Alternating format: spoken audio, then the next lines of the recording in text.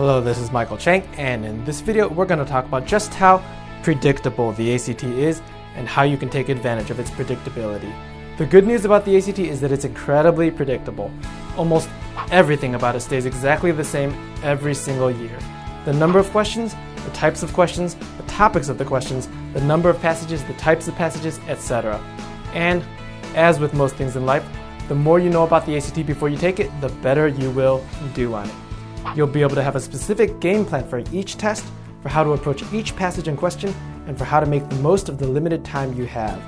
The best way to defeat your enemy is to know everything there is to know about your enemy. So, here is a summary of the incredibly predictable format of the ACT. The ACT always begins with the English test, which is 75 questions and 45 minutes long. There will be 5 passages with 15 questions each. About 40 questions will be on mechanics and usage, or basically grammar, and about 35 questions will be on rhetorical skills, or basically effective writing skills. We'll review these different types of questions in other videos. The good news about the English test is that it's the easiest out of all 4 sections and the least rushed. Most students finish this test with plenty of time left. The bad news is that since it's easier than the other sessions, it's graded a little more strictly, so you can't afford to make careless or silly mistakes. A lot of students go through the English test way too quickly. They rush through it and make too many careless mistakes. After the English test is the math test, which is 60 questions and 60 minutes long. The questions generally go from easier to harder, but this is not a definite rule. There will be some easier questions scattered throughout the test, so make sure you're able to get through the entire test. On the math test, there will be about 14 pre-algebra questions, 10 elementary algebra questions, 9 intermediate algebra questions, 9 coordinate geometry questions, 14 plane geometry questions, and 4 trigonometry questions. The good news for the math test is that although time is more of an issue on the math test than on the English test, if you know your math concepts well, you shouldn't need to worry too much about time. The bad news is that you need to study and know a lot of math content to do well on this test. But don't worry, we will help you review this content in other videos. After the math test, there will be a 10-minute break, and we recommend that you bring a snack to eat during this break to refuel for the second half.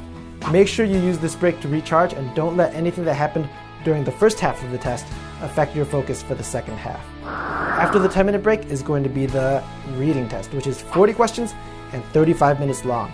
The reading test consists of 4 different passages with 10 questions each, and the passages always show up in the exact same order: prose fiction, then social studies, then humanities, and then natural sciences. The good news for the reading test is that you don't need to study or know anything beforehand for the reading test, because all of the answers are right there in the passages. But the bad news is that there is a huge issue for the reading test, which is time. Most students run out of time and have to guess on a lot of questions, which lowers their scores significantly. In previous videos, we've already talked about the importance of building up your reading speed and comprehension by reading a lot. In a later session, we'll also explain the best strategies that you can use to make the most of your time and get a good score on the reading test. After the reading test is going to be the science test, which is also 40 questions and 35 minutes long. The science test consists of 7 passages. 3 of them will be data representation passages with 5 questions each. 3 of them will be research summary passages with 6 questions each, and 1 of them will be a conflicting viewpoints passage with 7 questions.